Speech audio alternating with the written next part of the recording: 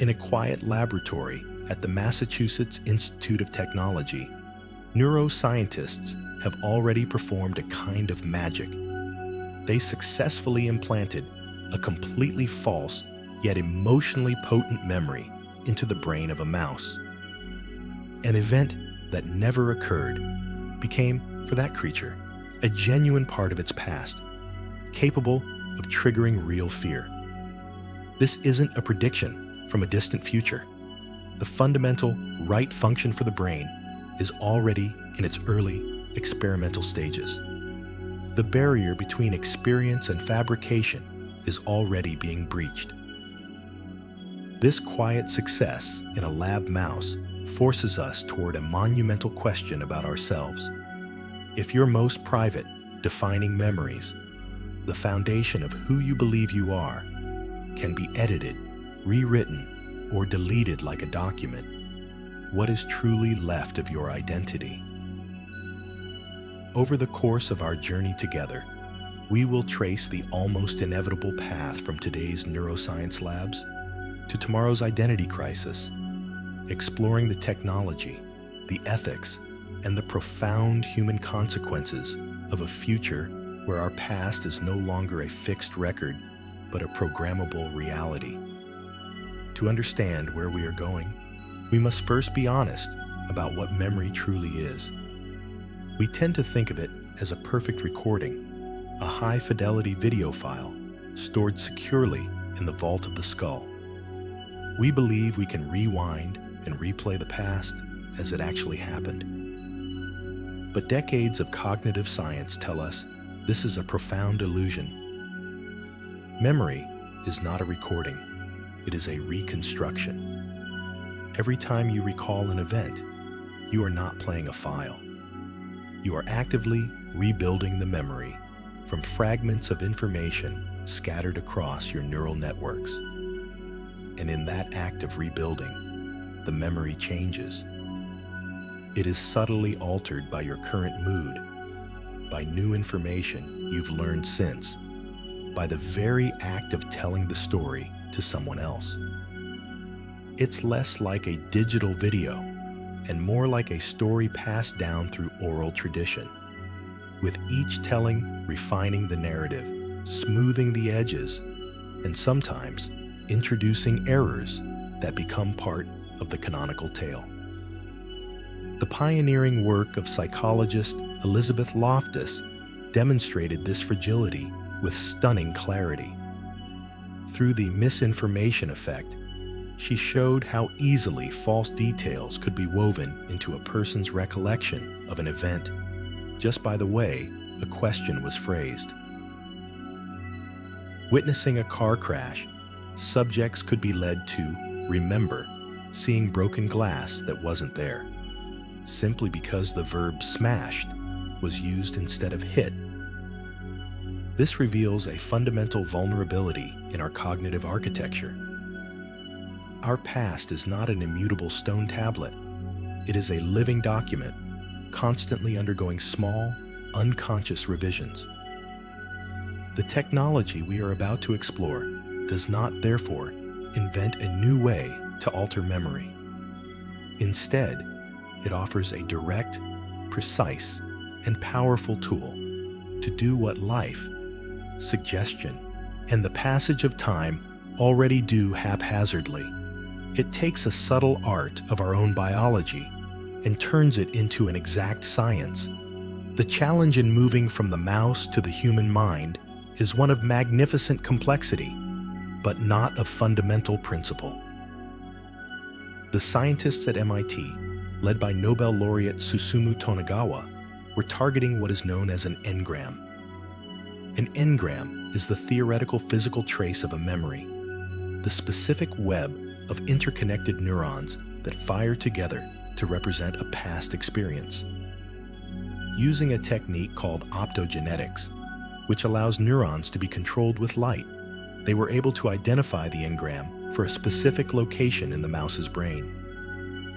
Then, while the mouse was in a different, safe location, they artificially reactivated that location's engram while giving the mouse a mild foot shock. The result? was that the mouse's brain linked the fear of the shock to the memory of the first safe location. A false memory was born. The mouse now remembered being shocked in a place where nothing bad had ever happened to it. Replicating this in a human is exponentially more difficult. A mouse's fear of a cage is a relatively simple circuit. A human's memory of their first love is an impossibly rich tapestry, woven from sight, sound, smell, complex emotions, narrative context, and its relationship to 1,000 other memories that define a sense of self.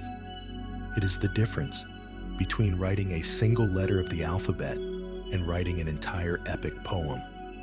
And yet, the underlying principle holds.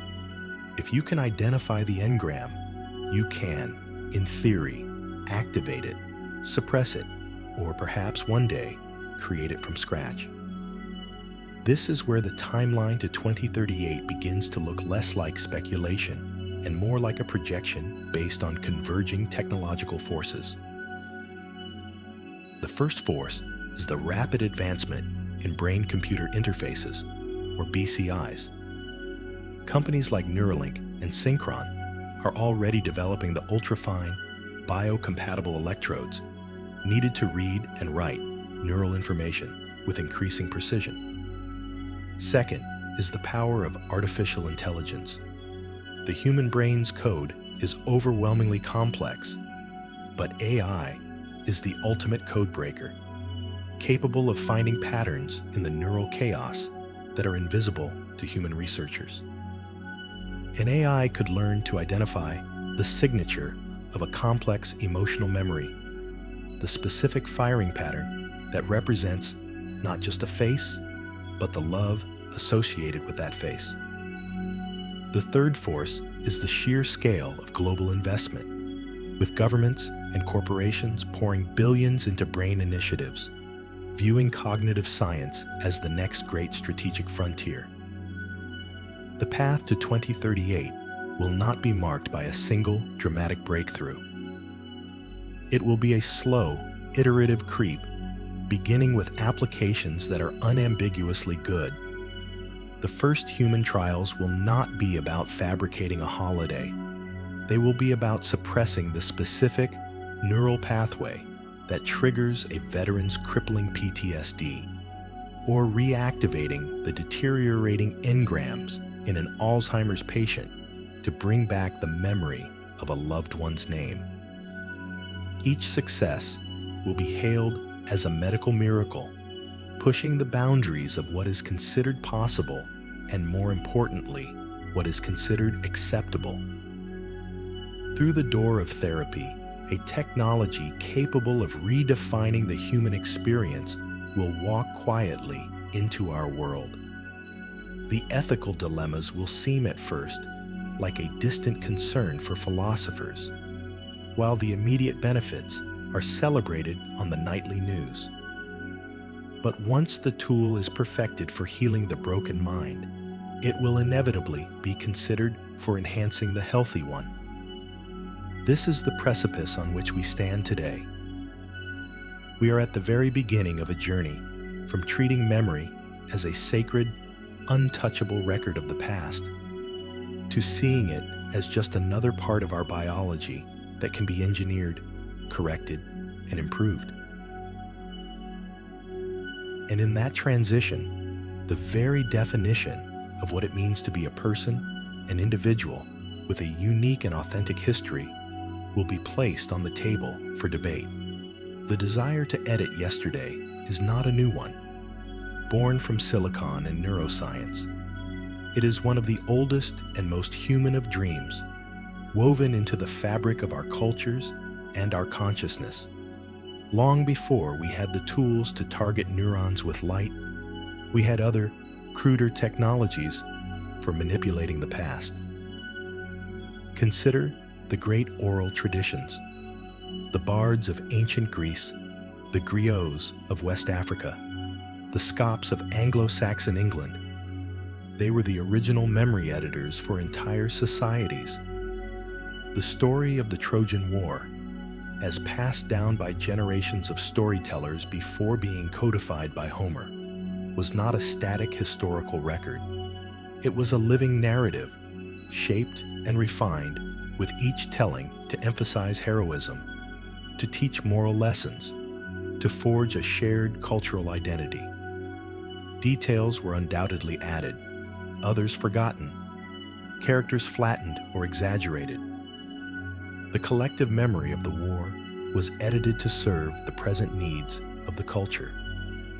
This was memory manipulation on a societal scale, a slow, organic process of curation that turned messy history into foundational myth.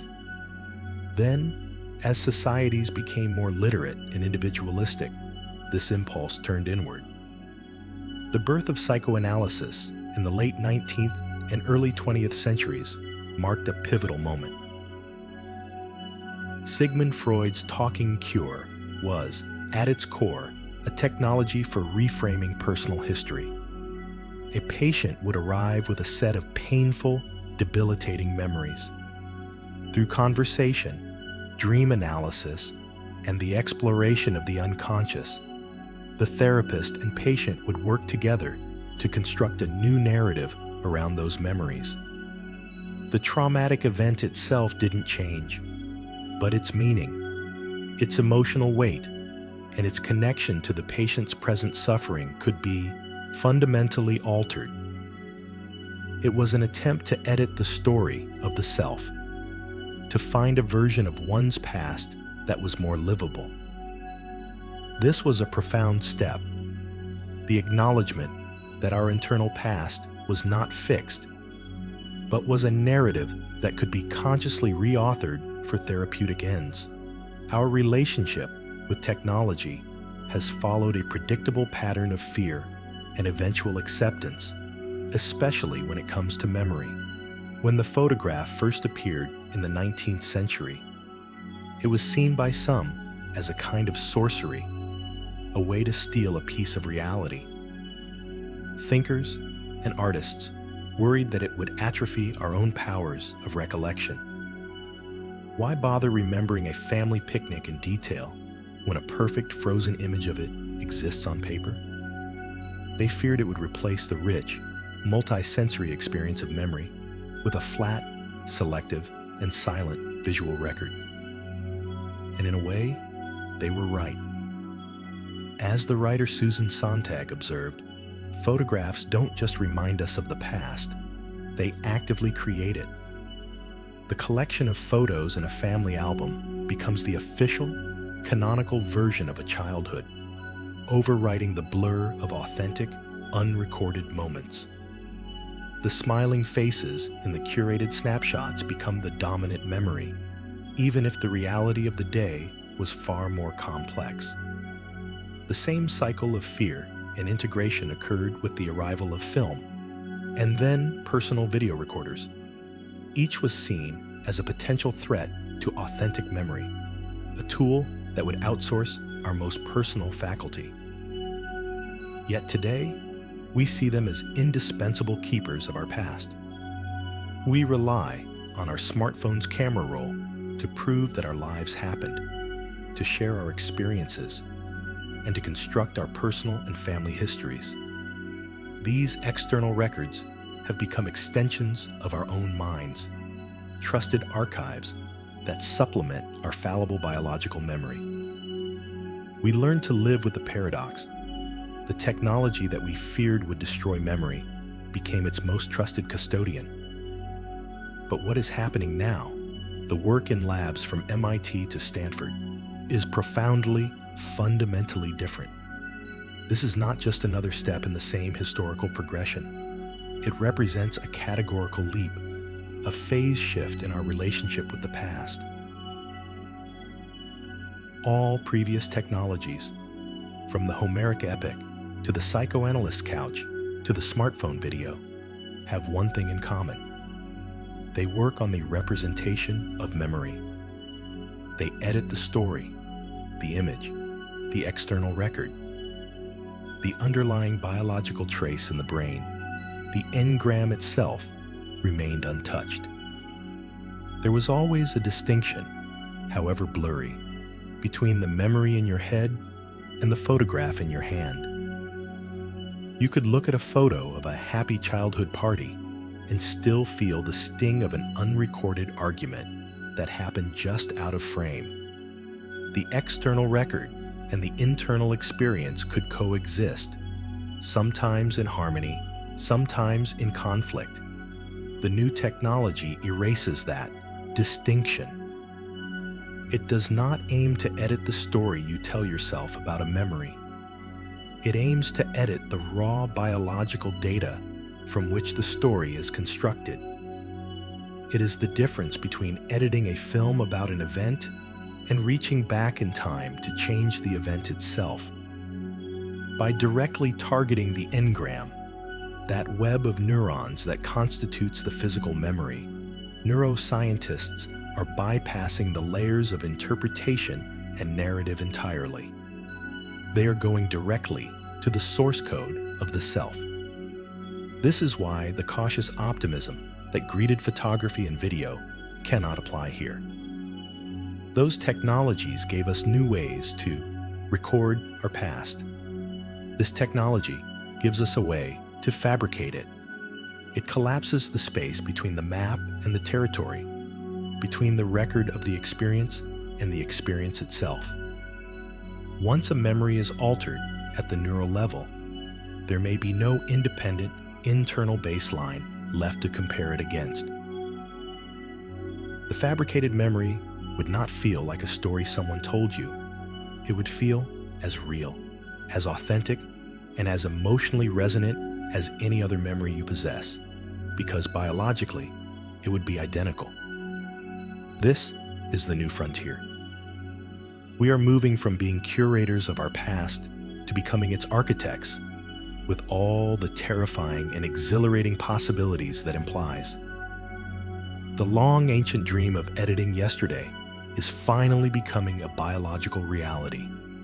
To grasp the trajectory toward 2038, we must first plant our feet firmly in the present and survey the actual technological landscape of the mid-2020s. The dream of editing memory is ancient, but the tools are startlingly new, emerging from the convergence of neuroscience, engineering, and artificial intelligence.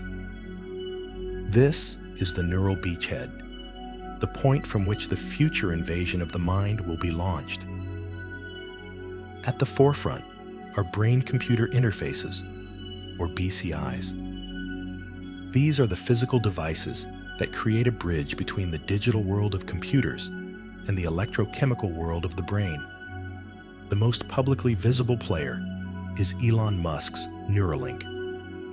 Their device, the N1 implant, consists of over 1,000 ultra-thin threads, each finer than a human hair, which are surgically implanted into the cortex by a precision robot. These threads contain electrodes that can both read the firing of nearby neurons and, in theory, write to them by delivering tiny electrical pulses. In early 2024, Neuralink successfully implanted its device in the first human patient, demonstrating that a person could control a computer cursor simply by thinking. While this is a monumental engineering achievement, it's crucial to understand its current limitations. It's like having a microphone that can listen to the roar of a football stadium. You can tell if the crowd is excited or quiet, but you can't pick out an individual conversation. Neuralink can detect broad patterns of motor intent, but it is a long way from decoding a complex thought or a specific memory.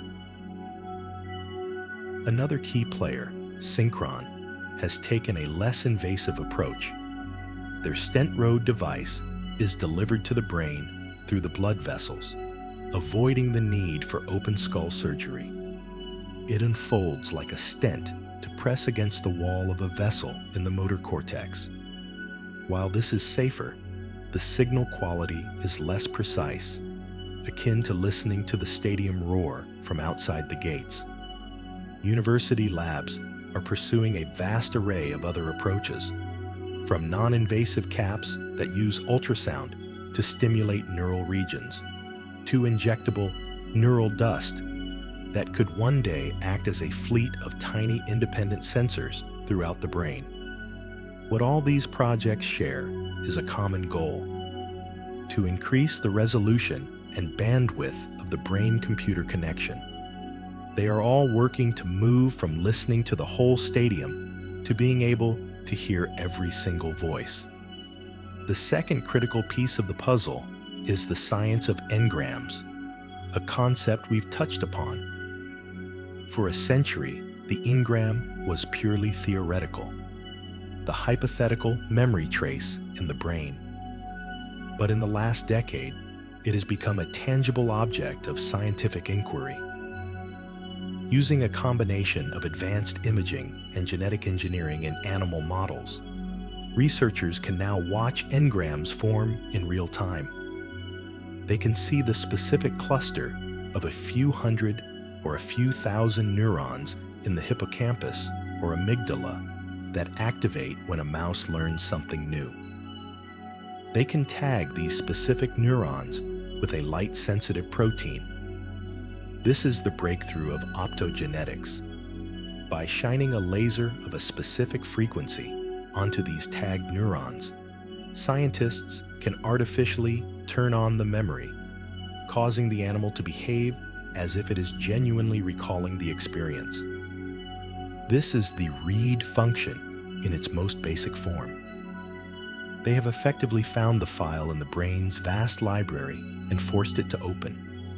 The MIT experiment, where a false memory was created in a mouse, took this a step further.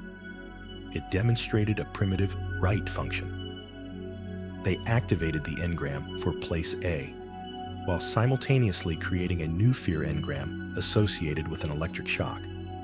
The brain, seeking a logical connection, essentially wrote a new piece of code. Place A equals fear. This process, called engram linkage, is the absolute cornerstone of future memory fabrication. It proves that memories are not monolithic entities, but are constructed from component parts, locations, emotions, sensations that can be disassembled and reassembled in new combinations. However, the chasm between this achievement and fabricating a complex human memory is immense. It's the difference between learning to lay a single brick and building a cathedral. A mouse's fear of a cage is a simple, powerful, and evolutionarily ancient circuit located primarily in the amygdala. It's a binary state, fear on or fear off. Now, consider the human memory of a childhood birthday party. This isn't one engram. It's a symphony of thousands of engrams distributed across the entire cortex. There's an engram for the visual memory of your mother's face, processed in the visual cortex. There's another for the sound of laughter in the auditory cortex. Another for the smell of cake in the olfactory bulb. There are engrams in the hippocampus for the spatial layout of the room and the sequence of events. And crucially, there are engrams in the prefrontal cortex that provide context, narrative, and the sense of self experiencing the event. To fabricate that memory convincingly would require not just activating one cluster of neurons, but coordinating the activation of millions of neurons across a dozen brain regions in a precise, synchronized sequence. The brain has a memory syntax, a complex set of rules for how these different components are bound together to create a cohesive experience. We don't even have the first page of that grammar book yet. We can crudely link place to fear, but we cannot yet write the sentence, "I remember feeling safe and loved in that place because my grandmother was there and she smelled of cinnamon." So, the current state of the art in 2024 is this.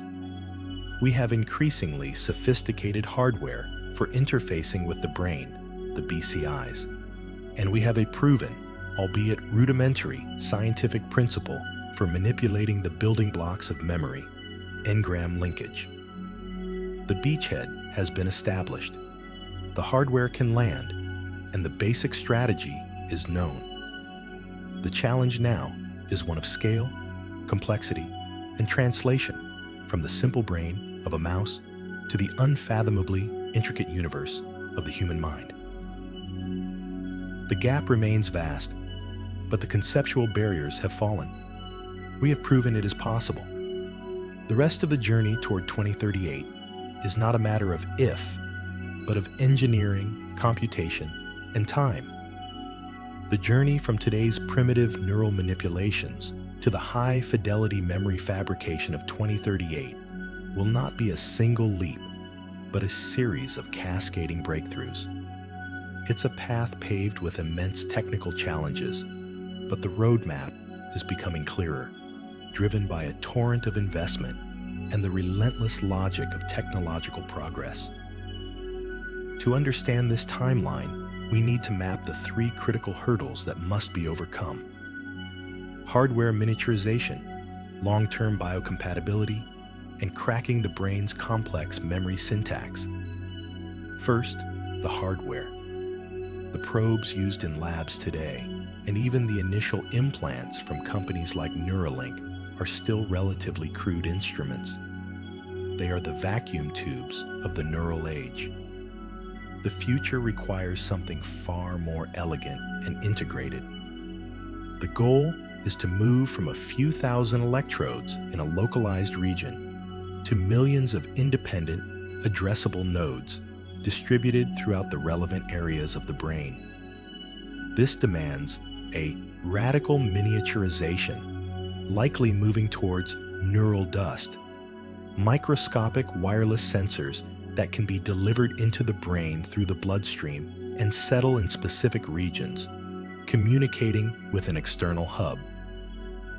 Think of it as upgrading from a single stationary microphone in a concert hall to a million tiny wireless microphones, each attached to an individual musician, allowing you to isolate and even alter the sound of a single violin string. Research into carbon nanotubes, graphene, and other nanomaterials is already paving the way for electrodes that are not only smaller, but also more flexible and conductive than today's silicon-based technology. The second, and perhaps even greater challenge, is biocompatibility. The brain is an exquisitely sensitive and defensive organ. It treats any foreign object as a threat, encasing it in scar tissue, a process called gliosis. This glial scarring degrades the signal from an implant over time, effectively muffling the connection. An implant that works perfectly for 6 months is a scientific success, but a commercial and therapeutic failure. The solution lies in developing materials that can trick the brain into accepting them as native tissue. This involves coating implants with neurotrophic factors, chemicals that encourage neurons to grow towards and integrate with the device, or using soft, flexible polymers that mimic the mechanical properties of brain tissue itself, reducing the inflammatory response.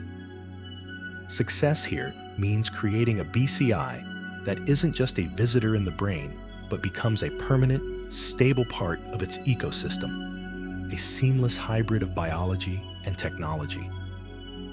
This is the key to moving from short-term experiments to lifelong applications.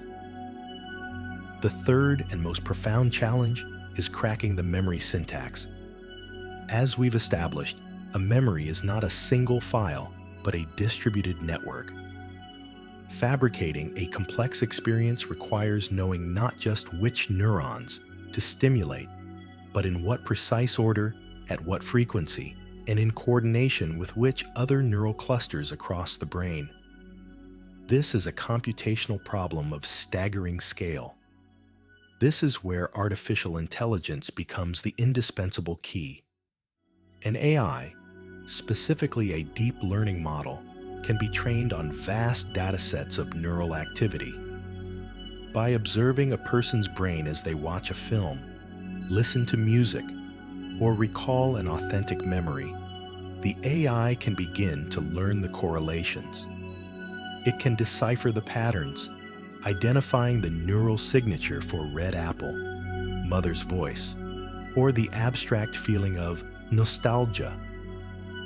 It would learn the brain's private language, not by being taught the rules, but by inferring them from a billion examples. Early AIs will learn to generate crude sensory inputs, a flash of light, a simple tone. As the models become more sophisticated and the resolution of BCIs increases, they will graduate to generating simple scenes, then short, dreamlike sequences, and eventually fully cohesive, multi-sensory experiences indistinguishable from reality. The timeline for this evolution looks something like this. From now until roughly 2028, the focus will remain on therapeutic applications for motor control and sensory restoration, helping paralyzed individuals walk or blind individuals see simple shapes. These are read-only or simple write applications that don't require deep understanding of cognitive syntax. Around 2030, we can expect the first major breakthroughs in therapeutic memory intervention. This will likely target the emotional component of memory, not the content. For example, a device could learn to recognize the neural signature of a PTSD flashback as it begins to form and emit a counter signal to dampen the associated fear response in the amygdala. It wouldn't erase the memory of the traumatic event, but it would sever its emotional sting. This is the critical foot-in-the-door application, unquestionably beneficial and ethically defensible. From 2032 to 2038, the pace will accelerate dramatically. As AI models become exponentially more powerful and BCI hardware achieves seamless integration, the focus will shift from merely dampening emotion to editing content. The first attempts at high-fidelity fabrication will begin, likely framed as a radical new therapy for grief or depression, implanting the memory of a final, peaceful conversation with a deceased loved one, or overwriting a period of deep depression with a narrative of resilience and recovery. By 2038, the technology will have matured to a point where custom-designed, emotionally resonant, and narratively complex memories are technically possible. This rapid progression isn't happening in a vacuum. It is being fueled by a new global space race. But this time, the territory is inner space. Billions of dollars are flowing from venture capital firms in Silicon Valley, who see cognitive enhancement as the ultimate market. Simultaneously, state-level brain initiatives, like the U.S. Brain Initiative and the China Brain Project, are pouring public funds into fundamental neuroscience, viewing cognitive mastery as a matter of national security and economic competitiveness. This dual engine of private capital and state interest creates a powerful, self-reinforcing cycle of innovation. The result is an almost inevitable march forward. The path from the lab to the mind is not a single straight road, but a branching tree of parallel developments in material science, AI, and neurobiology, all converging on a single, transformative point sometime in the late 2030s. The gateway through which memory editing technology will enter mainstream society will not be marked with a sign for cosmetic enhancement or recreational experience. It will be the door to a clinic under the banner of healing. The first wave of applications will be overwhelmingly therapeutic, targeting the most profound forms of human suffering rooted in memory. This medical framing is crucial. It provides the ethical justification and social license necessary for such a revolutionary technology to take root. Imagine a soldier returning from a war zone, haunted by the memory of a roadside bomb. The event replays in their mind, an endless loop of terror that poisons their sleep, shatters their relationships, and makes the quiet of suburban life feel threatening. Post-traumatic stress disorder, PTSD, is a prison built from the bricks of a single toxic memory. Current treatments, like therapy and medication, attempt to build coping mechanisms around that prison. Memory editing offers a more direct solution: to dismantle the prison itself. The first approved clinical procedures, likely emerging in the early 2030s, will focus on precisely this. They won't aim to erase the factual memory of the event. The soldier will still know, intellectually, that the bombing occurred. Instead, the technology will target the emotional engram associated with it, the raw terror stored in the amygdala.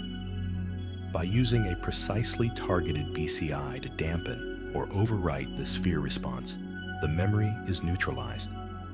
It becomes a scar instead of an open wound, a part of their history, not a defining feature of their present. The same principle will be applied to other conditions. Consider the victim of a violent assault, whose memory of the attack prevents them from walking down the street at night, or the individual with a debilitating phobia, a fear of flying, for instance, rooted in a forgotten childhood trauma. In each case, the technology offers a clean, surgical solution to find the specific neural circuit that encodes the pathological fear and simply turn it off. This will be hailed as a miracle, a cure for illnesses that have plagued humanity for millennia. The initial success stories will be powerful and emotionally compelling, dominating news cycles and creating immense public support. Who could argue against offering a victim of abuse the chance to live without fear? This is how the revolution begins, not with a bang, but with a quiet therapeutic sigh of relief. From these initial applications, a profound new concept will enter our social and legal lexicon: the right to forget.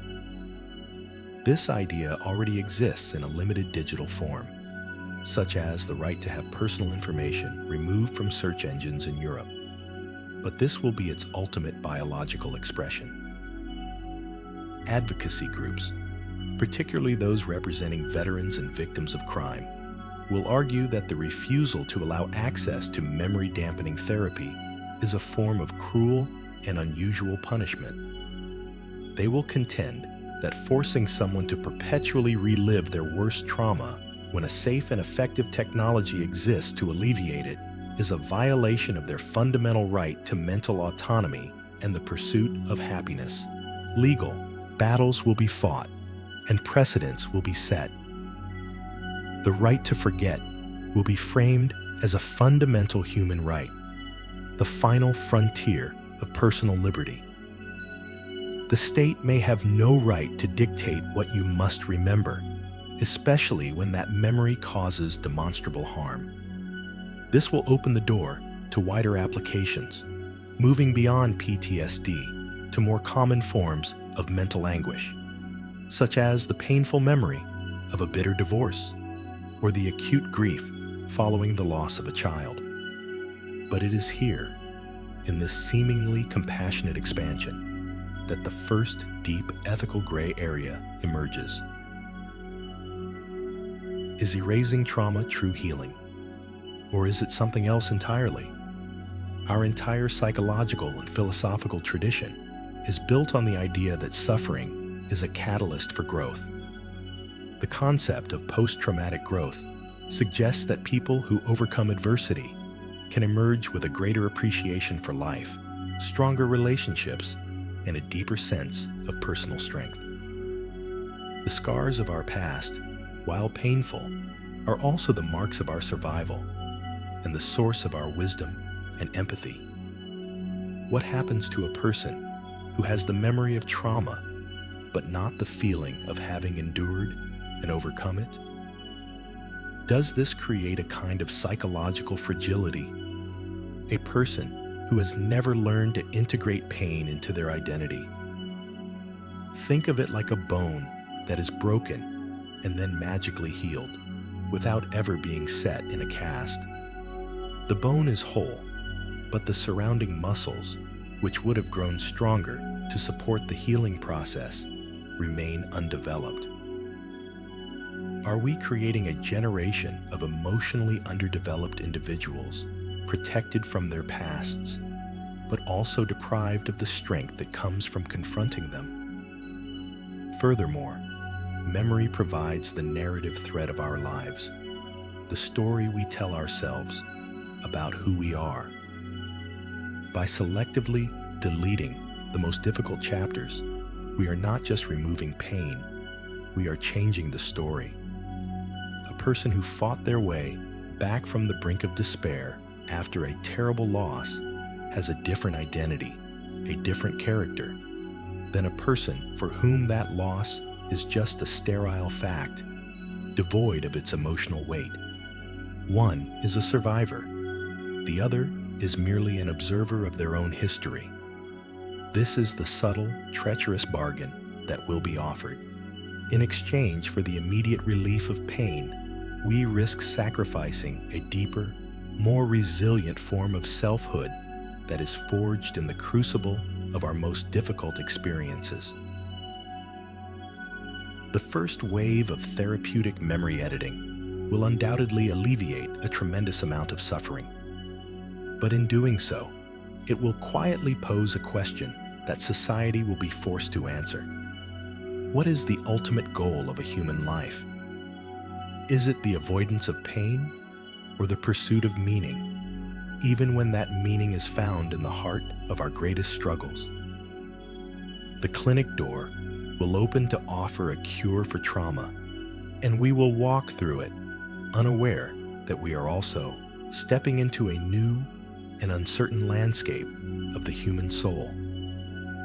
Once the door to memory editing has been opened by therapeutic applications, the immense gravitational pull of the market will inevitably drag it into the commercial realm. The same technology that can neutralize a traumatic memory can, with a different set of inputs, create a pleasant one.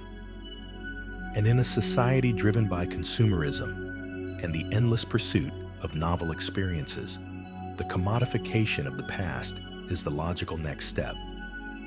This will give rise to an entirely new sector of the global economy, the marketplace of experience.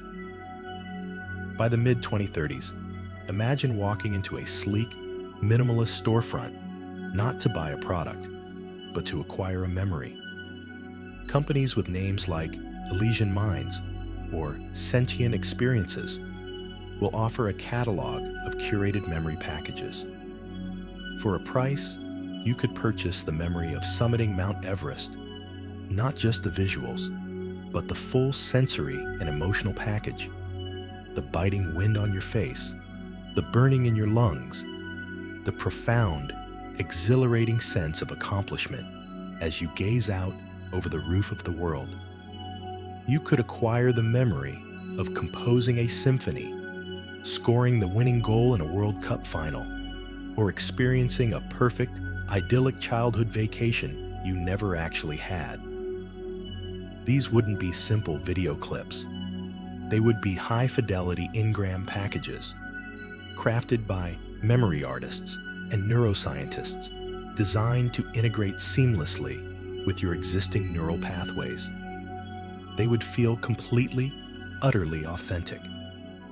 The initial market will be the ultra-wealthy, a new form of conspicuous consumption where the ultimate status symbol is not what you own, but what you have experienced, real or not. This will create a profound philosophical shift. For all of human history, our identity has been shaped by the unique, unrepeatable sequence of events in our lives. Our past was our own because it was earned through the passage of time. The memory market shatters this principle. Identity becomes something that can be bought, curated, and upgraded, just like any other consumer good. But as soon as a market for synthetic memories exists, a secondary and arguably more important industry will emerge in parallel: memory verification. If memories can be bought, they can also be forged or stolen. This creates an existential crisis of trust, and where there is a crisis, there is an economic opportunity. A multi-trillion-dollar industry will rise to answer one simple question: is this memory real? Imagine applying for a high-level security clearance. You will not only be subject to background checks and interviews, you will be required to undergo a cognitive audit.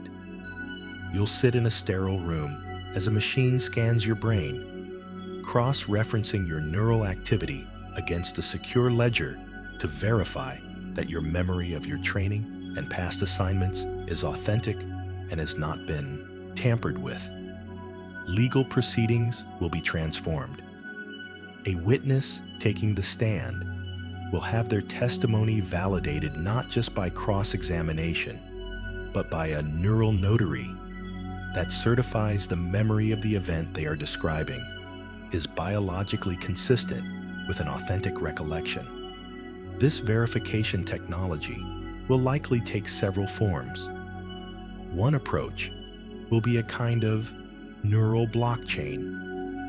Every significant memory from birth could be theoretically time-stamped with a unique biological signature, creating an immutable ledger of your authentic past. Any implanted memory would lack this signature, flagging it as artificial. Another method will involve looking for the subtle artifacts of fabrication.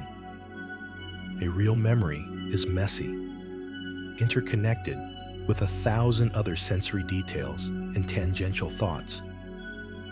A fabricated memory, no matter how well designed, might be too clean, too perfect, lacking the rich, chaotic web of connections that characterizes authentic experience. Audit firms, much like the credit rating agencies of today, will have proprietary algorithms for detecting these discrepancies, assigning an authenticity score to an individual's cognitive profile. This new economic landscape inevitably leads to a new and terrifying form of inequality: memory inequality. We already live with vast disparities in wealth, health, and education. The future will add a new axis to this divide. The wealthy will not only live in better homes and receive better health care, they will possess better pasts.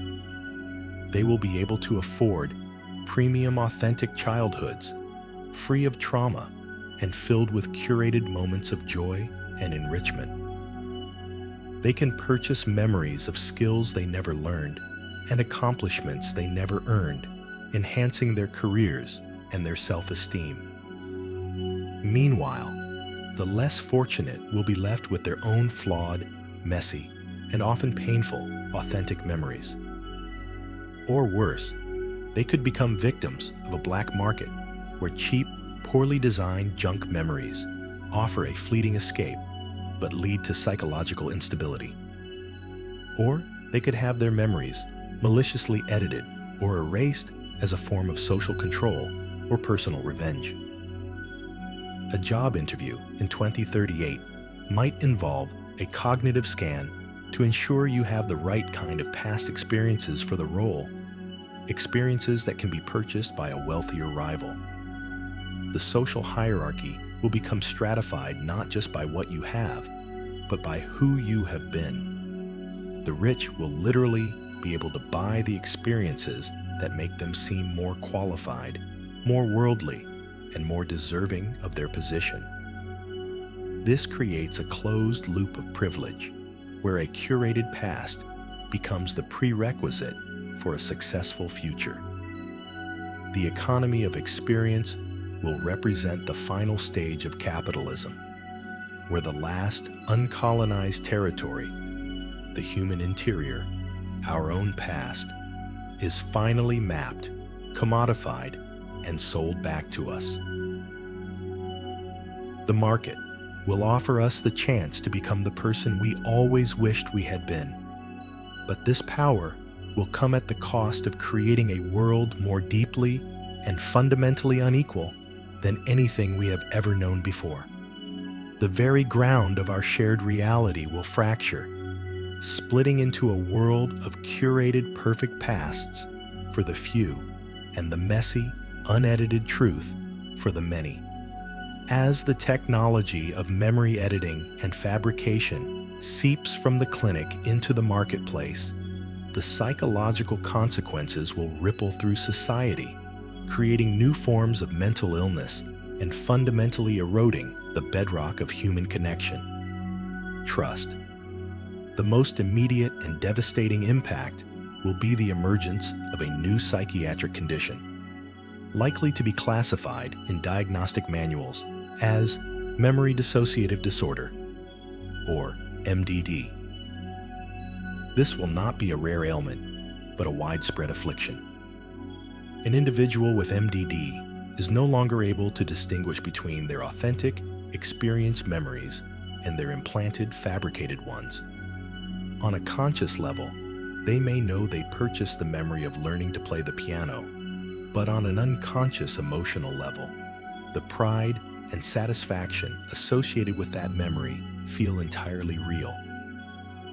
The brain, which evolved to trust its own internal signals, is thrown into a state of profound confusion. The self becomes a collage of authentic and artificial experiences, and the individual can no longer find the seams.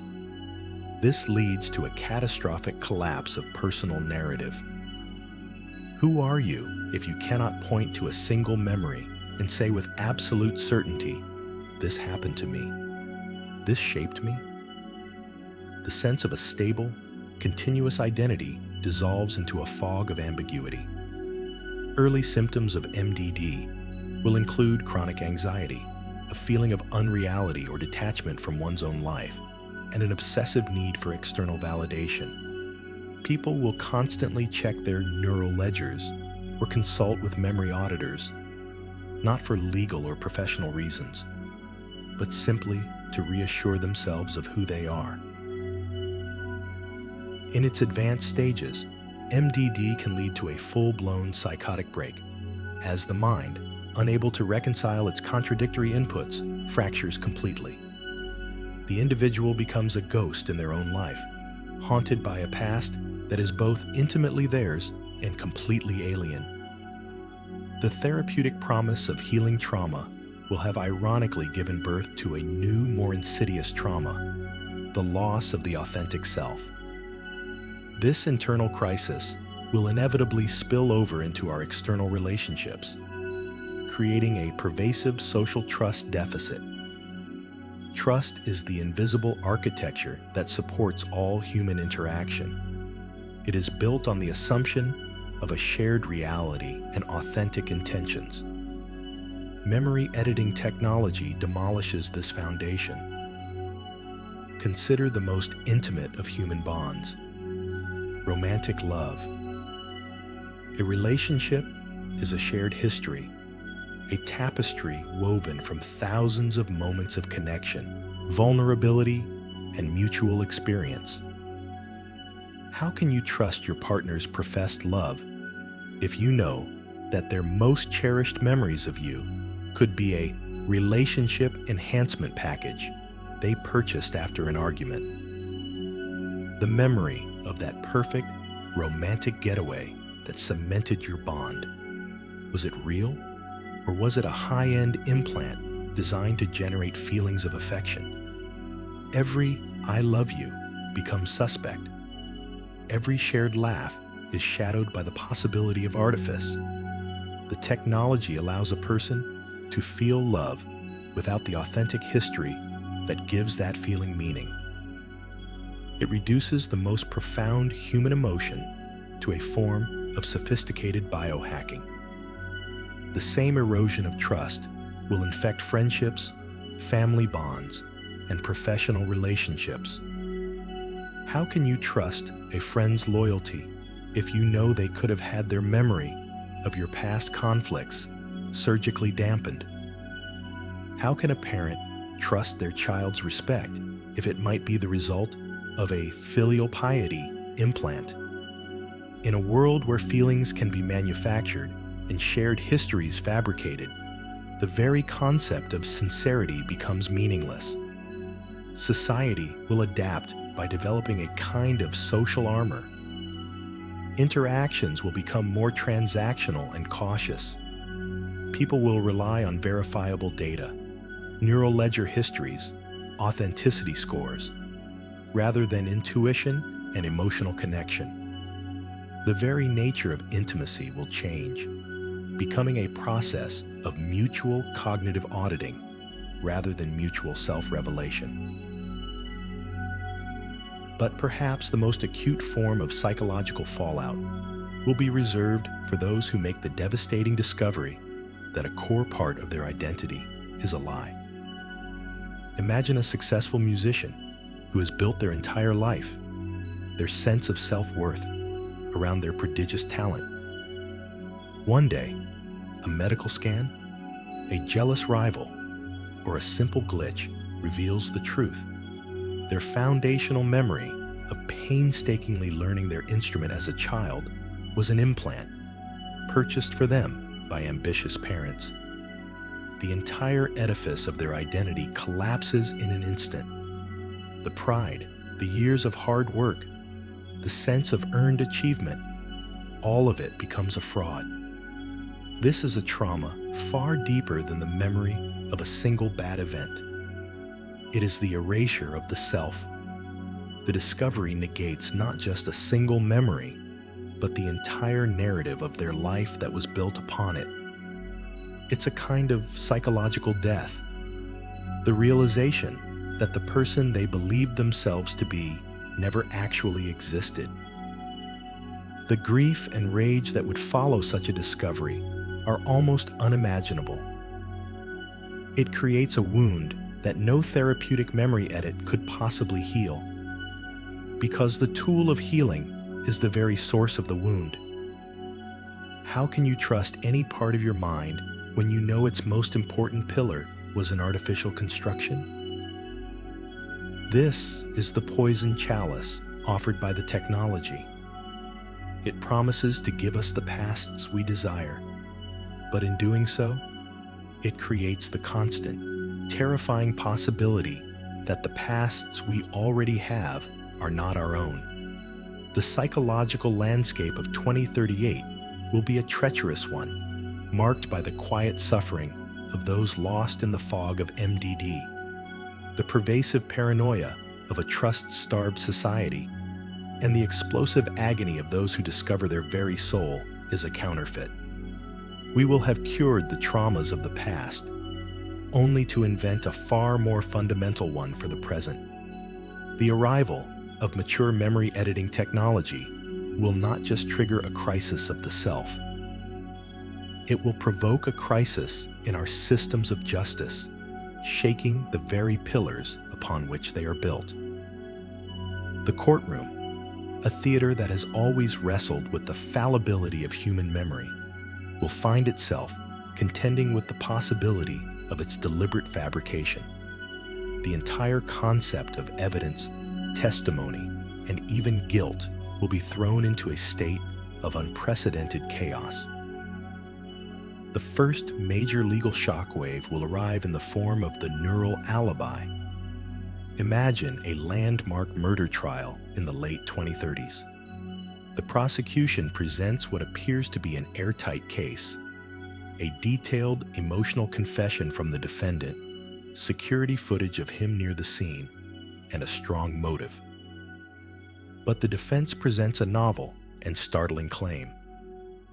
My client's confession is not his own. The memory of committing this crime was maliciously fabricated and implanted in his mind by a third party. The claim seems like science fiction, but the defense brings in expert neuroforensic analysts who present brain scan data showing subtle anomalies, telltale signs of cognitive tampering, consistent with the signature of a known black market memory fabrication device. Suddenly, the most damning piece of evidence, the confession, is transformed into a potential instrument of the crime itself. This defense will force the legal system to confront a question for which it has no answer. How do you prove a memory is authentic beyond a reasonable doubt? The burden of proof, traditionally on the prosecution to prove guilt, could be flipped. The prosecution would now have to prove the reality of the defendant's own mind, a metaphysical challenge masquerading as a legal one. Juries, already prone to being swayed by complex scientific testimony, will be left to weigh the credibility of dueling brain scans and competing algorithms. The very idea of mens rea, the guilty mind, a cornerstone of criminal law, becomes hopelessly convoluted when the mind itself is a potential crime scene. This will inevitably lead to the death of eyewitness testimony as a reliable form of evidence. For centuries, the testimony of a credible witness, "I saw that person at the scene," has been a powerful tool in the courtroom, despite its known flaws. Memory editing technology renders it almost entirely worthless. An opposing legal team could subtly edit a witness's memory without their knowledge, introducing doubt or changing a key detail. A witness who once clearly remembered seeing a suspect with a beard might, after a targeted neural hack, become uncertain, or remember a clean-shaven face, completely derailing the prosecution's case. More insidiously, a corporation or a state actor could preemptively inoculate its agents.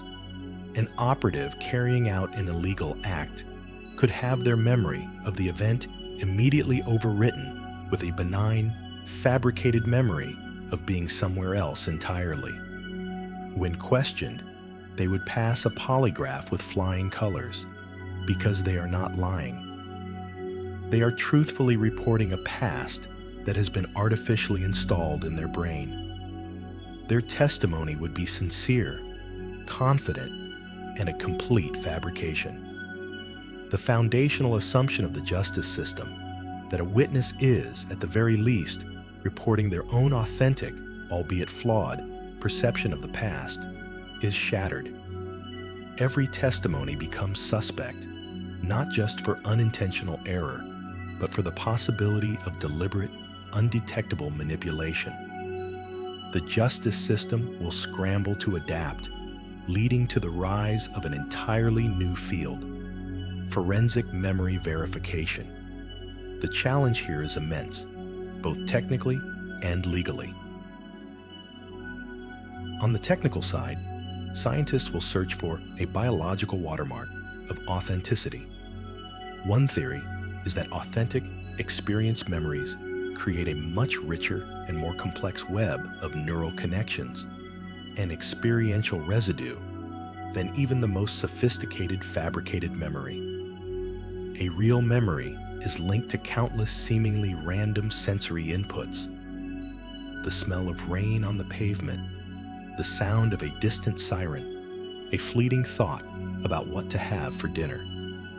A fabricated memory, designed by an external artist, would likely be too clean, too narratively focused, lacking this chaotic, associative richness. Forensic algorithms would be developed to scan for this residue, assigning a probability score to a memory's authenticity. But this is a probabilistic science, not a deterministic one. An algorithm might conclude that a memory has a 95% probability of being authentic. But is that enough to convict a person of a crime or, even more chillingly, to sentence them to death. The legal challenges are just as daunting. Does forcing a defendant to undergo a forensic memory scan violate their right against self-incrimination? Is the content of one's mind protected from search and seizure without a warrant? And who gets to control the verification technology? If it is a proprietary system owned by a handful of corporations, can we trust its impartiality? A wealthy defendant could afford the best auditors to find flaws in the prosecution's verification, while a poor defendant would be at the mercy of the state's technology. This creates a two-tiered system of justice, where the authenticity of your past, and therefore your freedom, depends on the quality of the neural forensics you can afford. The courtroom of 2038 will be a place of profound ambiguity. The familiar drama of lawyers, witnesses, and judges will still play out, but beneath the surface will be a silent, invisible battle fought by competing algorithms over the very nature of reality. A verdict of guilty or not guilty will no longer be just a judgment on a person's actions, but a definitive statement on the authenticity of their soul. And in a world where the past can be hacked, that is a verdict the legal system may no longer be equipped to render. As the dual potential of memory technology to heal and to harm becomes undeniable, a global race will ensue. This race will not be for technological supremacy alone, but for a far more complex prize: the establishment of a legal and ethical framework to govern the human mind. The central concept that will emerge from this struggle is cognitive liberty, the fundamental right of an individual to control their own mental processes, thoughts, and memories. This will lead to a frantic and fragmented effort to write the code of cognitive liberty before the technology becomes truly uncontrollable. Governments and international bodies like the United Nations will convene panels of neuroscientists, ethicists, lawyers, and human rights activists to draft new laws and treaties. The central aim will be to enshrine the principle of mental sovereignty in law. This principle would assert that an individual's mind is the ultimate domain of personal privacy and autonomy. Any attempt to access, monitor, or alter a person's neural processes without their explicit, informed, and uncoerced consent would be deemed a violation of their most basic human rights, a new form of assault as severe as physical violence. Laws will be proposed to criminalize cognitive tampering, memory theft, and the unauthorized use of neurosurveillance. These regulations will be immensely difficult to enforce, as the technology, by its very nature, is intimate and can be designed to be undetectable. The debate will rage. Should all memory editing hardware have a non-removable, encrypted black box that records all neural modifications, accessible only by court order? Or would such a device be an unacceptable violation of privacy in itself, a backdoor into the mind waiting to be exploited? The greatest challenge in drafting this new code will be the classic dual-use dilemma, a problem that has plagued technologies from nuclear fission to artificial intelligence. The exact same tool can be used for radically different and often opposing purposes. Consider the military applications. The same BCI and engram suppression technique that can heal a soldier's PTSD by dampening the memory of fear can also be used preemptively. A military could create a perfect soldier, one whose fear response is surgically disabled before they ever enter combat. Such a soldier would be more effective, less prone to hesitation, and immune to psychological trauma. But what is being created here? Is it a superior soldier or a human weapon stripped of a fundamental part of its humanity?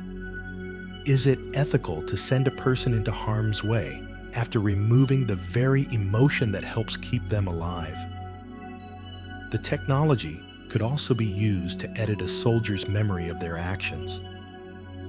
After a morally questionable operation, their memory could be wiped clean and replaced with a sanitized version of events.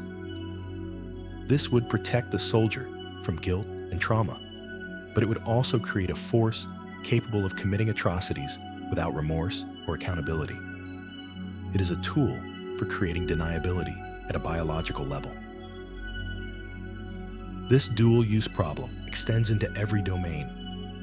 In policing, the technology that could help a witness accurately recall the face of a suspect could also be used to implant a false memory of that face in their mind.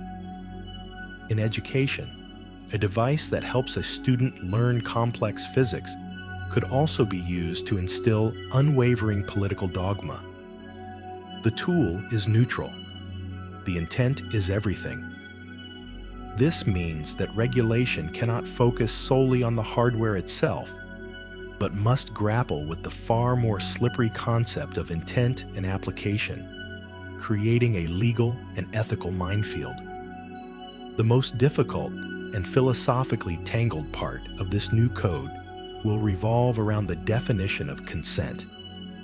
In traditional medicine, informed consent is a sacred principle. A doctor must explain the risks and benefits of a procedure, and the patient, in a sound state of mind, must agree to it. But how does this apply when the procedure itself can alter the patient's state of mind and their very capacity to give or revoke consent? Imagine you are considering a procedure to erase the painful memory of a failed marriage. You give your consent. The procedure is performed. The next day, you wake up with no memory of the pain, the heartbreak, or the reasons the relationship ended. You now feel fantastic. From your new perspective, the decision was a brilliant one. But the you, who now approves of the procedure, is a fundamentally different person from the you who consented to it. The act of the procedure has altered the very judge who would assess its outcome. What if, before the procedure, you had a moment of doubt and wanted to stop it, but the AI administering the process determined that this doubt was a symptom of the very trauma it was designed to cure, and proceeded anyway in your best interests? What does consent mean when your future self, the product of the edit, could have a completely different set of values and desires? It creates a temporal paradox of identity. You are giving permission for a future version of yourself to be created who may not have given that permission. This problem becomes even more acute with mood-altering or personality-shaping applications. A person suffering from chronic depression might consent to a procedure that permanently enhances their levels of serotonin and feelings of well-being. But if this procedure also removes their capacity for artistic melancholy or deep introspection, has their consent been truly honored? They have been made happier, but they may have been robbed of a part of their identity they valued. Crafting a code of cognitive liberty will be one of the defining challenges of the 21st century. It will require us to draw lines in the most intimate territory imaginable, the landscape of the self. We will be forced to decide which parts of the human experience are pathologies to be cured and which are essential features to be protected, even when they cause us pain.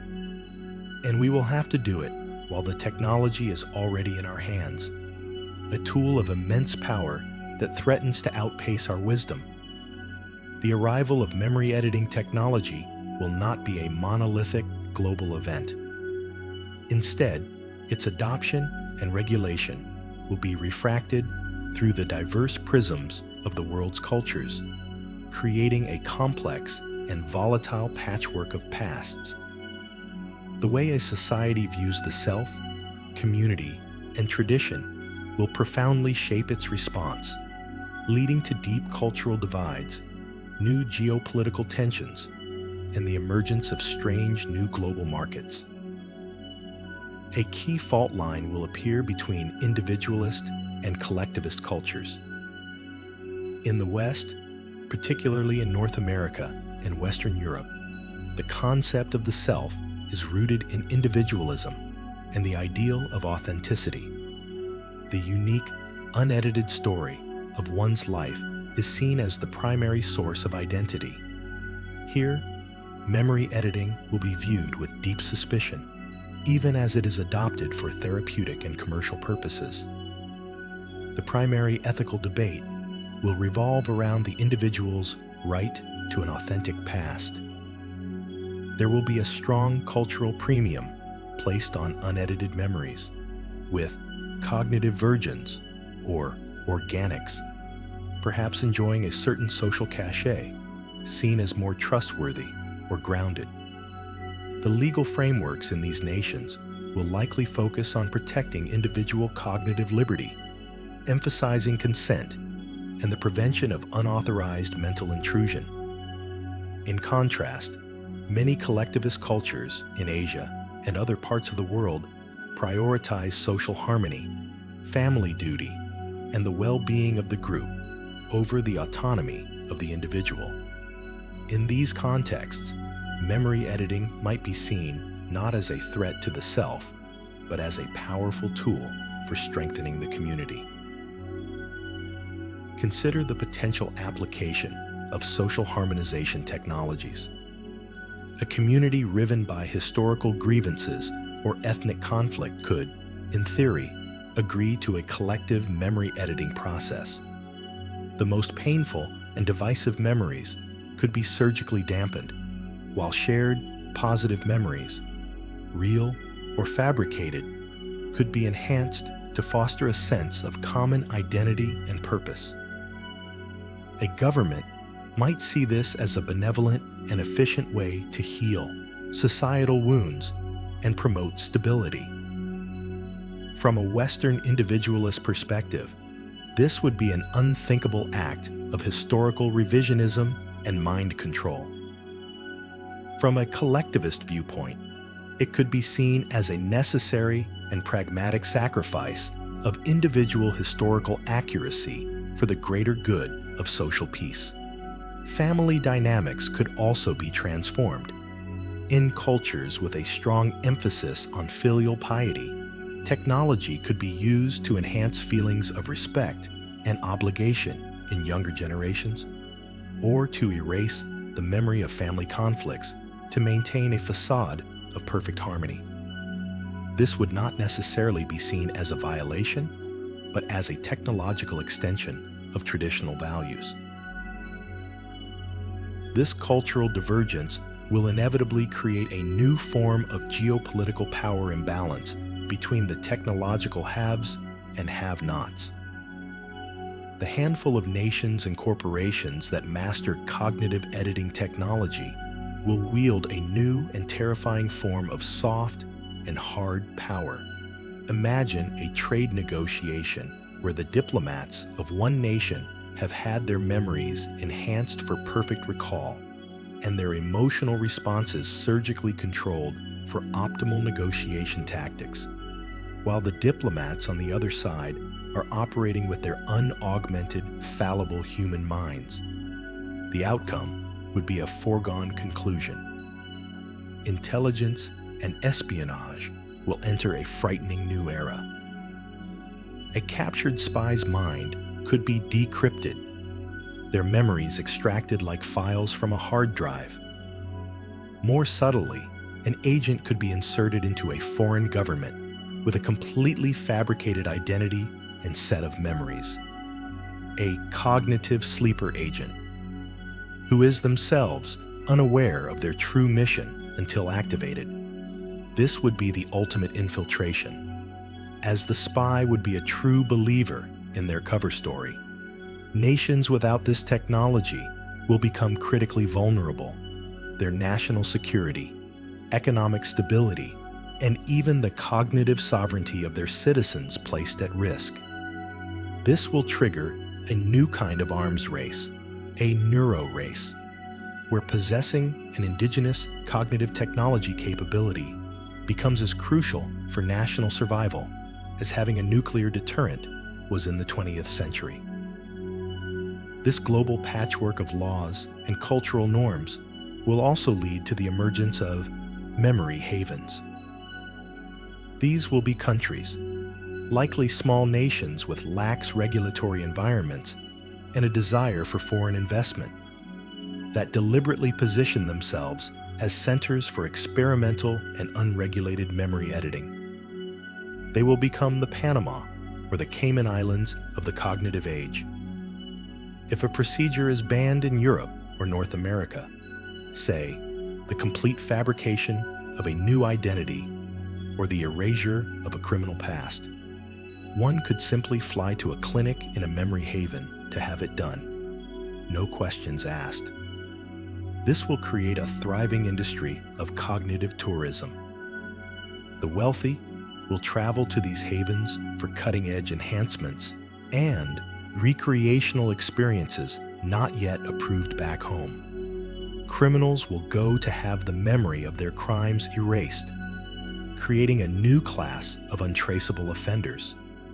The desperate will go for risky, experimental procedures offered by neurotech startups that are unable to get regulatory approval in more stringent jurisdictions. These havens will become geopolitical flashpoints, centers of innovation, but also hubs for a global black market in stolen memories, fabricated identities, and cognitive weapons. The world of 2038 will not have a single unified approach to the human mind. Instead, it will be a fractured landscape. In one city, a person's thoughts will be their most fiercely protected possession. In another, they will be a community resource to be curated for the common good. And in the shadowy clinics of a memory haven, they will be just another commodity to be bought, sold, or erased for a price. Your cognitive rights will depend entirely on where on the planet your mind happens to be. As we contemplate the profound social and psychological shifts brought on by memory editing, it's easy to overlook the brute physical reality that underpins this technology. The hardware of the mind will not simply appear out of thin air. Its creation, maintenance, and eventual disposal will have a vast and often invisible environmental footprint, creating a new set of challenges that connects the inner space of human consciousness to the outer space of our planet's finite resources. The first and most significant impact will be the resource intensity of the neural implants themselves. A single high-resolution BCI is a masterpiece of microengineering, requiring a host of rare and exotic materials. The ultrafine electrode threads might be woven from platinum-iridium alloys for conductivity and durability. The microchips that process the neural signals will depend on silicon wafers of the highest purity, etched using vast amounts of water and chemical solvents. And critically, the sophisticated electronics will rely on a cocktail of rare earth minerals: neodymium for magnets and miniature components, europium for displays, terbium, and dysprosium for advanced sensors. The global demand for these elements is already straining supply chains and causing significant environmental damage. The mining of rare earth minerals is a notoriously dirty process, often involving open-pit mines that scar landscapes and the use of toxic acids that leach into soil and groundwater. Now, imagine a world where not just a few thousand experimental subjects, but hundreds of millions, or even billions, of people have a neural implant. The demand for these critical minerals would explode, leading to a new geopolitical resource rush. This would intensify mining operations in environmentally sensitive areas, from the Amazon rainforest to the deep sea floor, creating a direct and devastating link between our desire to upgrade our minds and the degradation of the planet. The second environmental challenge is the inevitable obsolescence of this technology. We are accustomed to upgrading our smartphones every few years. The same cycle of rapid innovation will apply to neural implants, but with far more complicated consequences. A Neuralink 1.0, implanted in 2038, will seem laughably primitive by 2045. What happens when it's time to upgrade?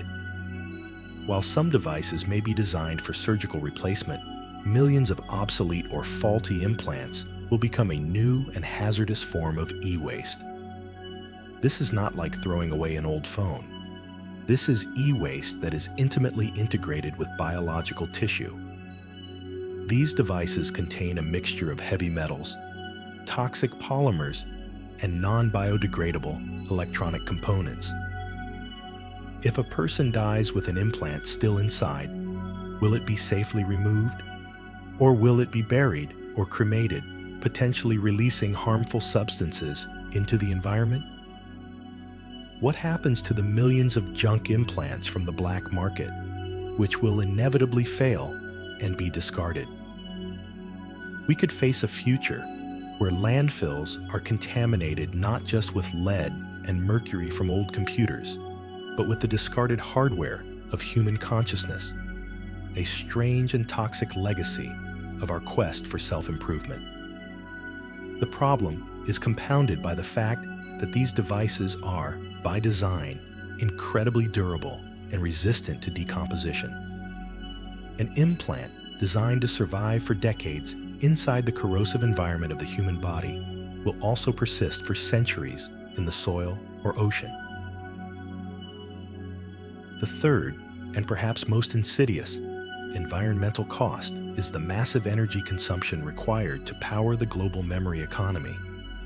The implants themselves will be relatively low power, but the ecosystem that supports them will be anything but. The buying, selling, and verification of high-fidelity memories will require colossal amounts of computational power. Think of the neural blockchains or cognitive audit systems we discussed earlier. Verifying the authenticity of a single person's lifetime of memories would be a data-intensive process, requiring vast server farms to store and cross-reference the neural ledgers of billions of people. These data centers will be the new factories of the 21st century, and like the factories of the Industrial Revolution, they will have an insatiable appetite for energy. They will require constant cooling, consuming billions of gallons of water and drawing gigawatts of power from the grid. Unless there is a revolutionary shift to clean energy, the carbon footprint of this cognitive cloud could be staggering. In a strange twist of irony, the act of storing and verifying the ethereal contents of our minds could become a major driver of real-world climate change. There is a deep, materialist paradox at the heart of this future. We will be manipulating the most intangible aspect of our being, our memories, our very consciousness. But this manipulation will be tethered to a vast, dirty, and resource-hungry physical infrastructure. Every fabricated memory of a pristine, beautiful beach will come with a hidden environmental price tag. A patch of scarred earth from a rare earth mine, a plume of carbon dioxide from a data center, a microscopic fleck of non-biodegradable plastic from a discarded implant. The hardware of the mind will create a direct, unbreakable link between the health of our inner world and the health of our planet. We may gain the power to perfect our pasts, But we may do so at the cost of jeopardizing our collective future on a planet that does not forget the damage we inflict upon it. The ultimate question will be whether we can achieve cognitive enhancement sustainably, or if the quest to engineer the perfect mind will be the final, extravagant act of a civilization consuming its own nest. Amidst the disquieting possibilities, it is crucial to remember that the future is not a predetermined destination. It is a landscape of probabilities, and a more hopeful, balanced path remains possible. Let us imagine a best-case scenario, a world where we successfully integrate this profound technology into our lives without succumbing to its darkest potentials. This is the future of the authenticity standard, where wisdom and foresight prevail over unchecked ambition and market forces. In this optimistic future, the global community, shocked into action by early misuse cases and ethical near misses, comes together in the late 2020s to establish a robust international framework for cognitive technology. This would be a treaty akin to the Conventions on Human Cloning or Chemical Weapons, a clear statement of shared values. The core principle of this framework would be that memory editing technology is a medical tool, not a consumer product. Its use would be strictly restricted to licensed therapeutic applications, overseen by a global ethical body, perhaps a specialized agency of the World Health Organization. This body would set the standards for what constitutes a legitimate medical need, treating severe PTSD, alleviating the symptoms of Alzheimer's, or helping victims of catastrophic brain injury.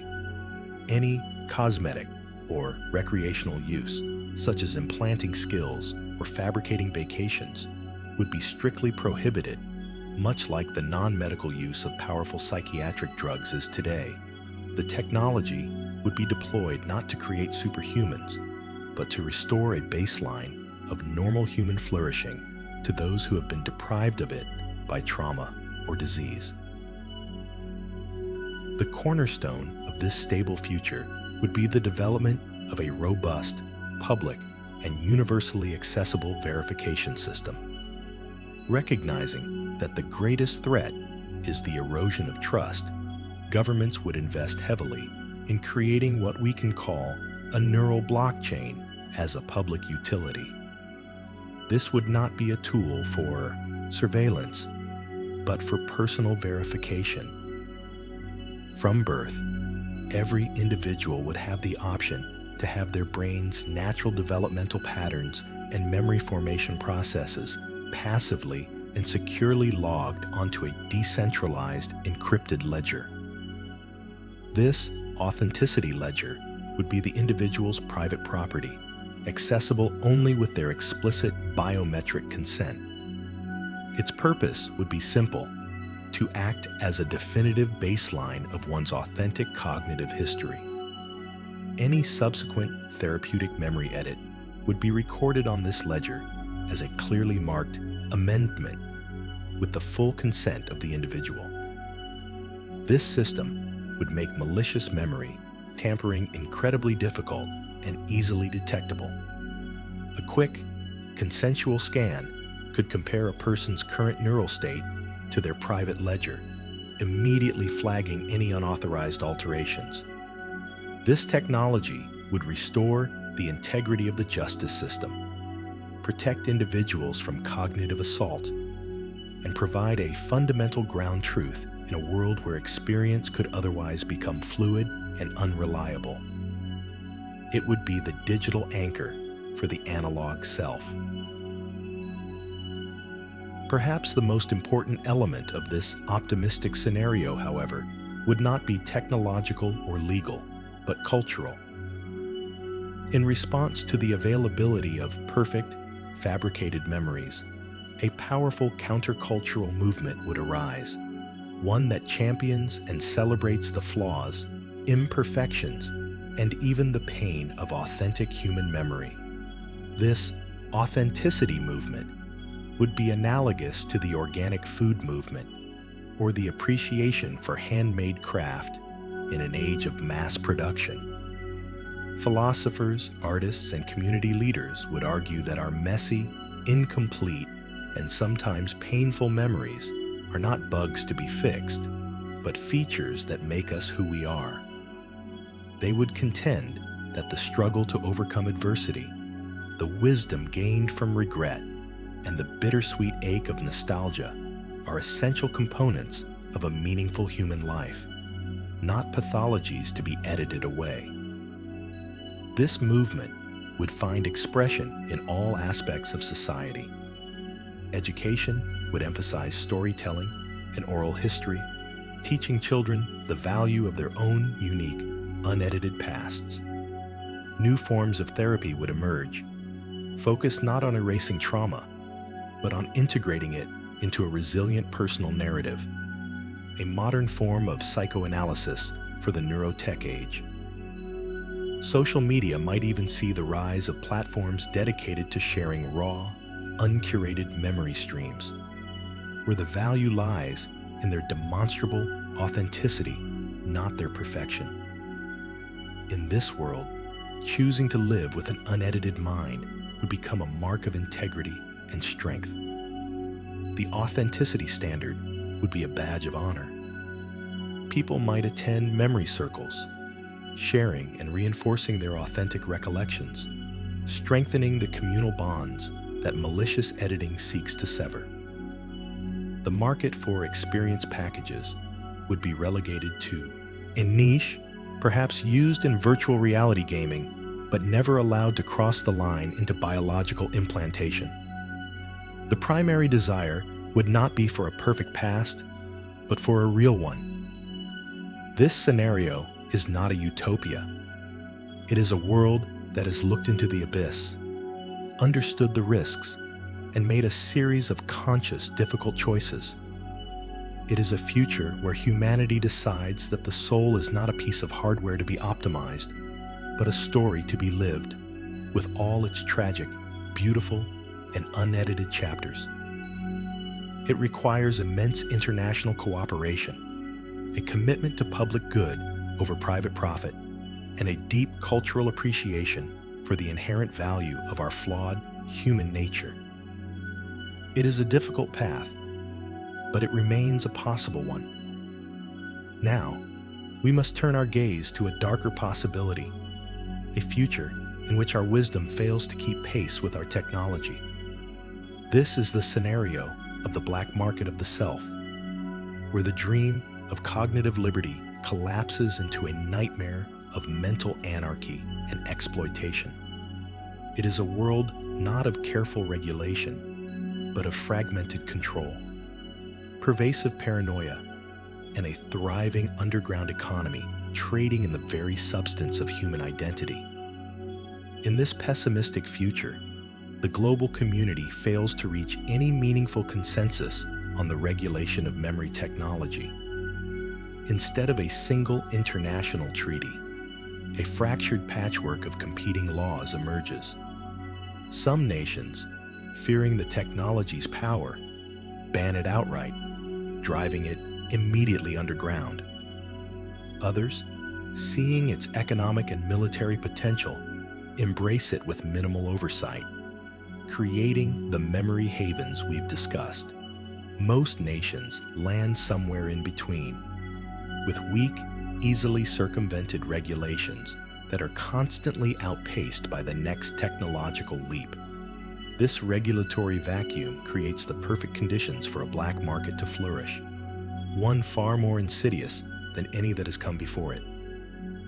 This black market would deal not in drugs or weapons, but in stolen memories, illegal edits, and fabricated identities. Imagine memory jackers, hackers who can skim a person's recent experiences from a poorly secured neural implant, stealing the proprietary knowledge of a corporate scientist or the intimate moments of a celebrity, then selling them on the dark web. There would be a market for memory laundering, where a criminal pays to have their recollection of a crime expertly erased and replaced with a verified, blockchain-certified alibi, making them legally and psychologically innocent. The most terrifying service offered in this black market would be the cognitive assassination. This is not the killing of the body, but the destruction of the self. For a high price, a rival, an enemy, or a dissident could have their core, identity-forming memories systematically targeted and erased or overwritten. Their memories of loved ones, their education, their life's work, all could be wiped clean, leaving behind a shell of a person, a stranger in their own life, without ever leaving a physical trace of the assault. This is the ultimate violation, a crime for which the victim has no memory and therefore no recourse. The perpetrators would be ghost-like figures, neurotechnicians operating from the unregulated shadows of memory havens, their services available to corporations, governments, and wealthy individuals seeking to eliminate rivals or silence dissenters in the cleanest way imaginable. This rampant, unregulated use of memory technology would inevitably lead to the rise of a new social class, the unplugged. This would be more than just a lifestyle choice. It would be a desperate act of self-preservation. The unplugged, or organics, as they might be called, would be the Luddites of the cognitive age. They would refuse any form of neural implant, not for cultural reasons, but out of a deep-seated fear of mental contamination and manipulation. They would view anyone with a BCI as potentially compromised, their thoughts and memories untrustworthy. This would create a profound social and cognitive divide, a form of technological apartheid. The enhanced would see the organics as primitives, clinging to an obsolete form of consciousness, unable to compete in a world of instant learning and perfect recall. The organics would see the enhanced as puppets, their very souls vulnerable to the highest bidder or the most skilled hacker. This divide would permeate every aspect of life. Companies would be hesitant to hire organics for high-level positions, fearing their cognitive inefficiency. Relationships between the two groups would be fraught with suspicion. How can you build a life with someone whose very memories of you could be edited without your knowledge?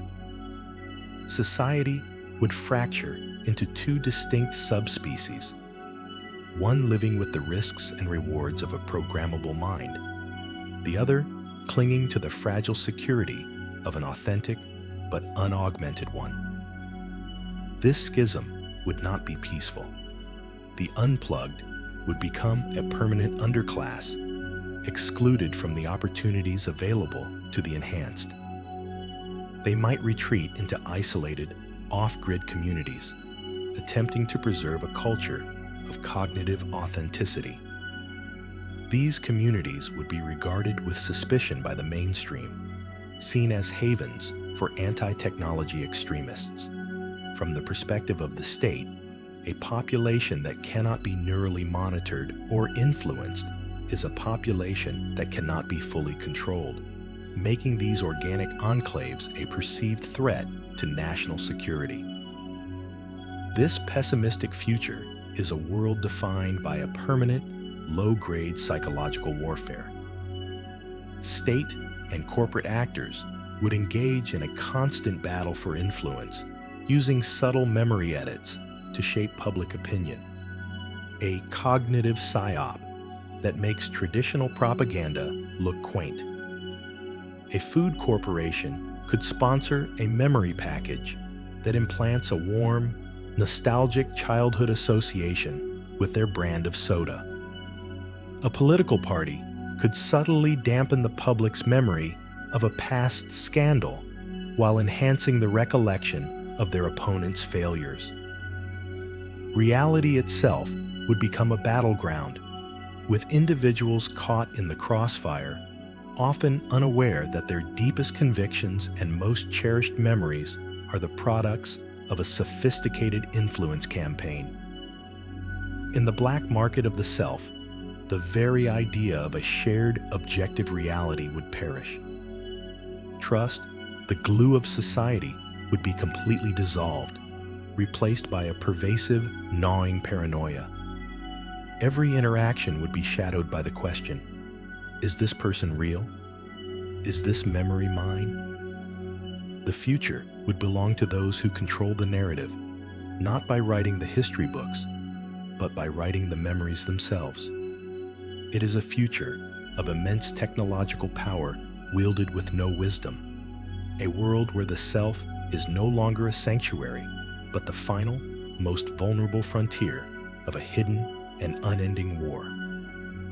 History teaches us that the future rarely arrives in the neat packages of pure utopia or absolute dystopia.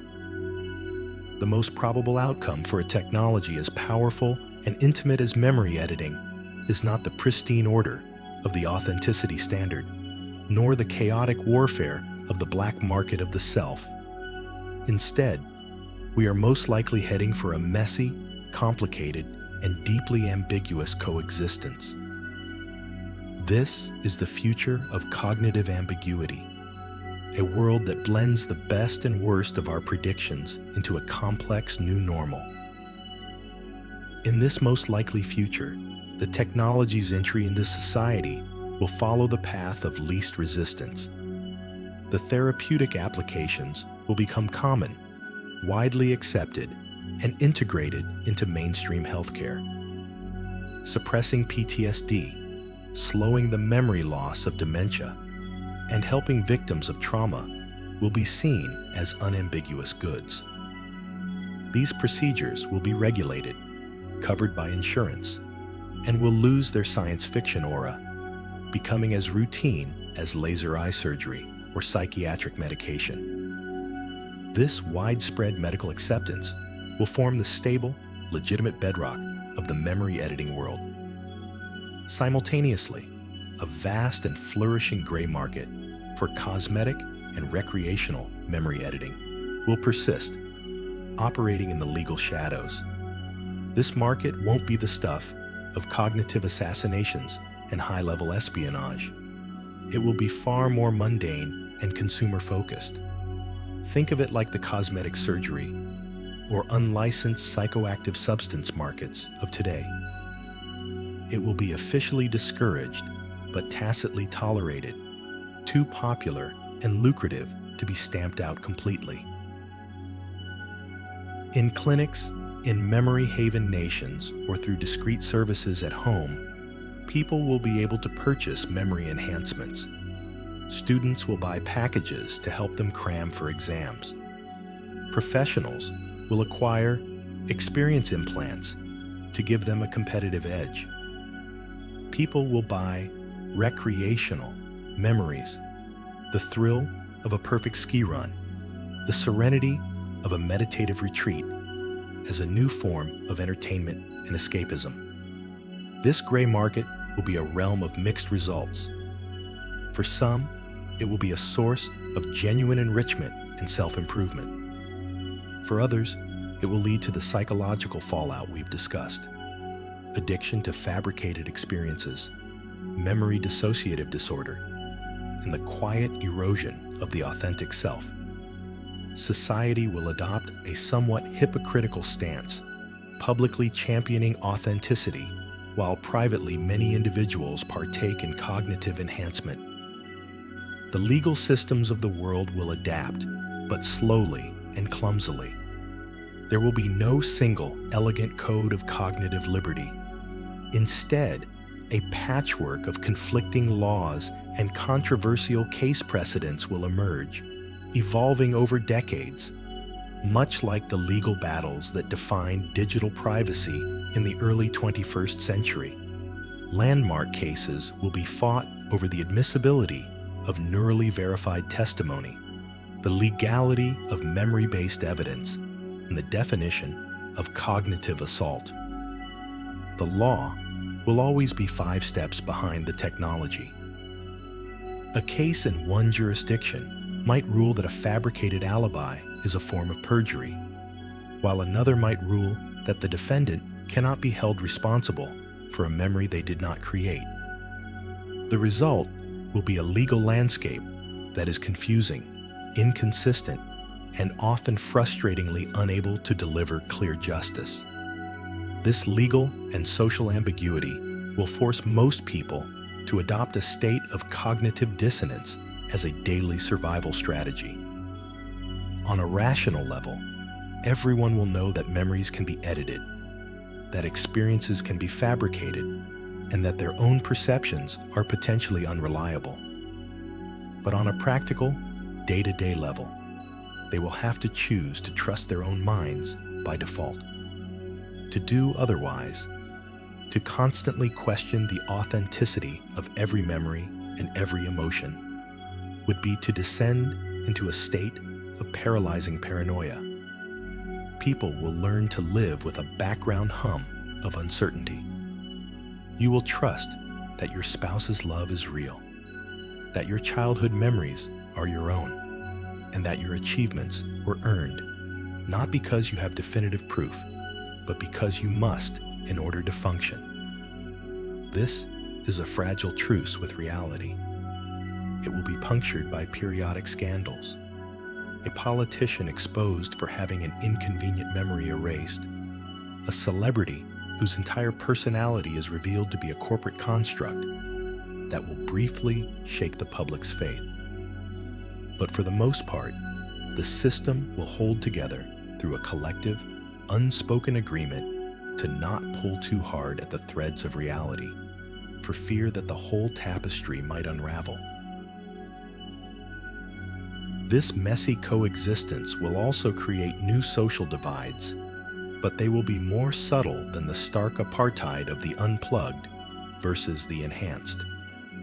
It will be a spectrum of augmentation. At one end will be the purists, who refuse any form of cognitive edit on principle. At the other end will be the transhumans, who eagerly embrace every available upgrade, viewing the biological mind as mere beta hardware. In the middle will be the vast majority of the population, who might get a therapeutic edit for trauma, but draw the line at fabricating skills, or who might use a temporary memory boost for work, but would never alter a core emotional memory. Your cognitive philosophy will become a key part of your identity, a topic of debate at dinner parties, and a source of both connection and conflict. This is the most plausible future because it is the most human. It is a future that reflects our species' talent for embracing revolutionary technologies without ever fully thinking through the consequences, for holding contradictory beliefs simultaneously, and for muddling through profound changes with a mixture of brilliance, denial, greed, and grace.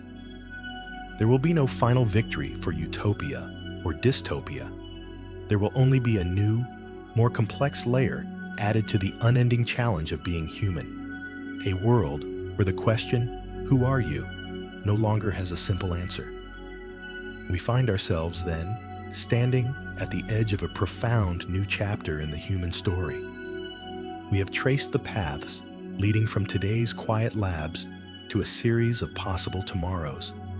A carefully regulated world of therapeutic healing, a chaotic black market of the self, and the most likely destination, a messy, ambiguous coexistence with the power to rewrite our own minds.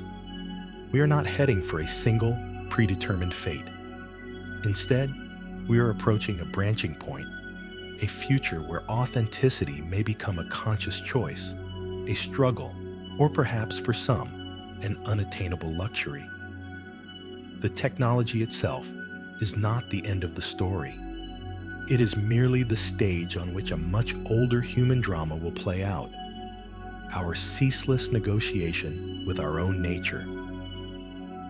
Throughout our history, we have consistently integrated new technologies into our sense of self, each time fearing we would lose something essential, and each time discovering that the boundaries of our identity were more fluid than we believed. The written word allowed us to outsource memory to scrolls and books, changing the very structure of human thought. Photography gave us a frozen, external record of our past, altering the way we remembered our own lives. The internet connected our minds into a global network, creating a collective consciousness that was both empowering and disorienting. Each of these shifts was met with anxiety. Each was seen as a potential threat to our authentic natural state. And yet, each was eventually absorbed, becoming a mundane, indispensable part of what it means to be human. Is it possible that the direct editing of the brain's internal landscape is simply the next, albeit most intimate step in this long progression? This raises a final, and perhaps the most important, question. Is the power of any single memory, real or fabricated, more potent than the mind's own innate capacity to create meaning? A human being is not simply a passive archive of past events. We are active, dynamic storytellers, constantly weaving the threads of our experiences into a cohesive narrative of the self. We find meaning in suffering. We learn from our mistakes, and we project our hopes into the future. This narrative-building faculty of the mind is arguably our most powerful and resilient trait. Perhaps a fabricated memory of climbing Everest, while thrilling, will ultimately feel hollow because it is not connected to a larger story of effort, training, and desire. Perhaps a traumatic memory, even if its emotional sting is dampened, will still leave a void in our life's narrative that the mind will struggle to explain, prompting a search for a new kind of understanding. It's possible that the very messiness and imperfection of our authentic pasts are the essential raw materials from which we build a resilient and meaningful identity. A life without struggle, regret, or sorrow might not be a better life. It might simply be a less interesting story. The technology, in its awesome power, forces us to confront the questions that philosophers have asked for millennia, but with a new and urgent practicality. What is the self? Is it the sum of our experiences, or is it the story we tell ourselves about them? What is the purpose of a human life? Is it to maximize pleasure and minimize pain, or is it to seek wisdom and growth, even through suffering? These are no longer abstract inquiries. They are becoming engineering problems. The answers we choose will be written not in books, but in the code that will shape the minds of generations to come. We are like sailors who have spent our entire history learning to navigate the surface of the ocean. Now, we have been given the blueprints for a submarine, a vessel that can take us into the deep, mysterious waters of the mind itself. The power and the peril of that journey are almost beyond our comprehension. The technology is coming, one methodical breakthrough at a time. The hardware is being built. The code is being written. The only part of the equation that remains truly undecided is us. The final open questions, then, are not for futurists, but for each of us. Who do you want to become? And what memories, real or not, will you choose to build that person? The choice is still ours to decide.